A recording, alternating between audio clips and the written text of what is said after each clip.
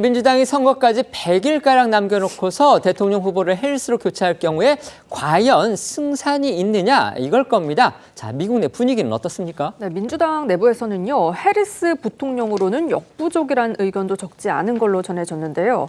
흑인 여성으로는 처음으로 샌프란시스코 검사장, 또 캘리포니아주 법무장관에 오른 인물인데다가 또 흑인 여성이 연방 상원의원이 된 건 역시 해리스가 처음이라는 점에서 이 부통령이 됐을 당시 많은 기대를 모았지만 재임 중 뚜렷한 성과가 없다는 평가가 많기 때문이죠.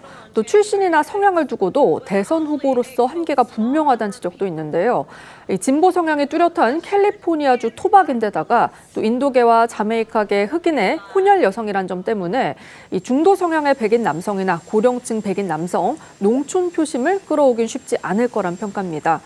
각종 여론조사 역시 해리스가 트럼프를 넘기는 버거울 거란 결과가 잇따라 나온 바 있는데요. 바이든 대통령의 지지 표명에도 불구하고 해리스 부통령이 후보직 승계 여부를 두고는 민주당 내에서 논쟁이 있을 걸로 보입니다.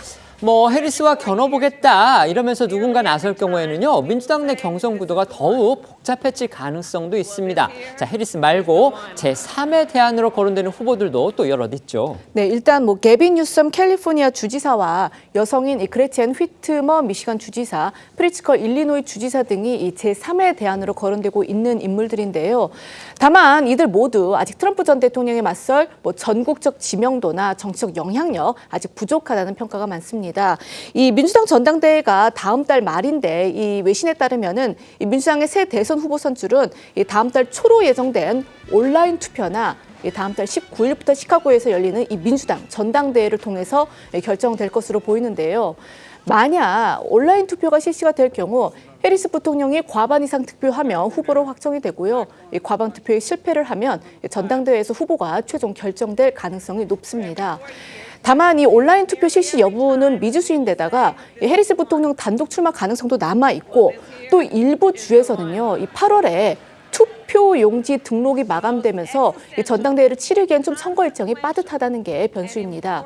해리스 부통령을 이 대통령 후보로 사실상 추대하는 양상이 될지 완전한 자유 경쟁으로 갈지는 이르면 이번 주 중에 가닥이 잡힐 것으로 보입니다. 민주당 내부 상황이야 좀 복잡해졌지만요, 바이든 대통령의 사퇴를 진보 성향의 민주당 지지자들은 반기는 그런 상황으로 보입니다. 바로 후원금이 쏟아지고 있다는 겁니다. 네, 바이든 대통령 사퇴 이후 민주당에 막대한 후원금이 쇄도했다고 뉴욕타임즈가 보도했는데요.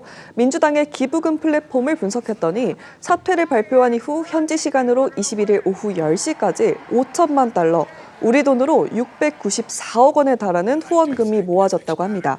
이는 지난 2020년 대선 이후 민주당이 온라인을 통해 받은 일일 기부금으로는 역대 최대라고 하는데요. 바이든 대통령이 사퇴하기 불과 몇 시간 전까지만 해도 시간당 평균 20만 달러에 그쳤던 기부금은 바이든 대통령이 사퇴를 발표하자 1시간 만에 1,150만 달러로 급증했던 것으로 나타났습니다. 바이든 대통령의 후보 사퇴에 대해서 이숙적인 트럼프 전 대통령 어떤 반응을 보였는지도 궁금합니다. 네, 트럼프 전 대통령은요, 바이든의 후보 사퇴 발표 직후 애초에 사기꾼 조 바이든은 대선에 출마할 자격이 없었고 당연히 대통령으로서 자격도 없었다고 맹비난을 쏟아냈습니다. 그러면서 유력 대타 후보로 떠오른 해리스 부통령을 곧장 견제하는 모습 보였는데요. 트럼프는 해리스는 바이든보다 이기기 쉽다면서 좌파가 누굴 내세우든 똑같을 거다라고 했습니다. 트럼프 대선 캠프 측에서는 여기에 더해서 바이든 대통령의 실정 사례를 열거한 다음 해리스는 그동안 부패한 바이든의 조력자 역할을 해왔다면서 해리스가 바이든보다 미국에 더 나쁜 사람이다라고 집중 공세를 쏟아냈습니다.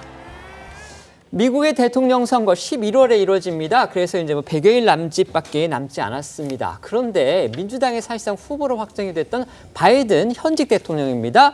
후보직을 사퇴해버렸습니다. 이렇게 되니까 미국의 대선판 자체가 지금 요동치고 있고요. 과연 이게 트럼프 대세론 이쪽으로 흘러가던 대선판의 판세를 과연 바꿀 수 있을지 지금 관심이 집중되고 있는 겁니다. 어떻게 보십니까?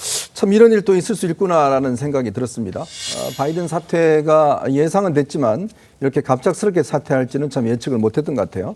어쨌건 미국 대선이 지금 요동을 치고 있습니다. 사실 미국 대선은 남의 일이 아니라 우리의 안보 정책과도 직결돼 있고 우리도 경제 정책과도 직결돼 있기 때문에 때문에 누가 대통령이 되느냐에 따라서 우리 기업이나 우리 안보에 지대한 영향을 미치게 되겠죠.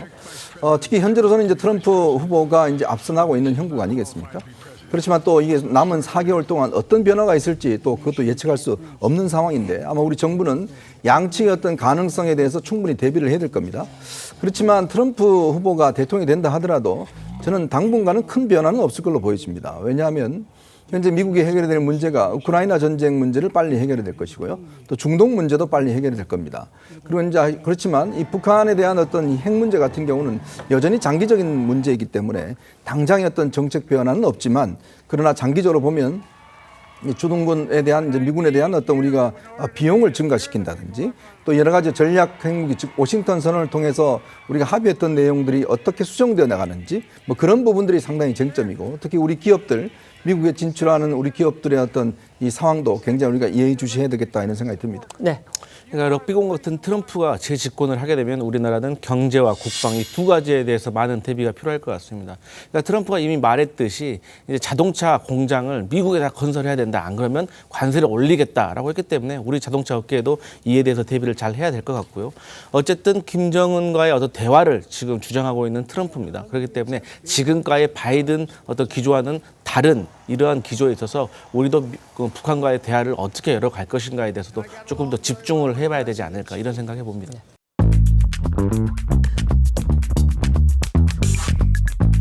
네.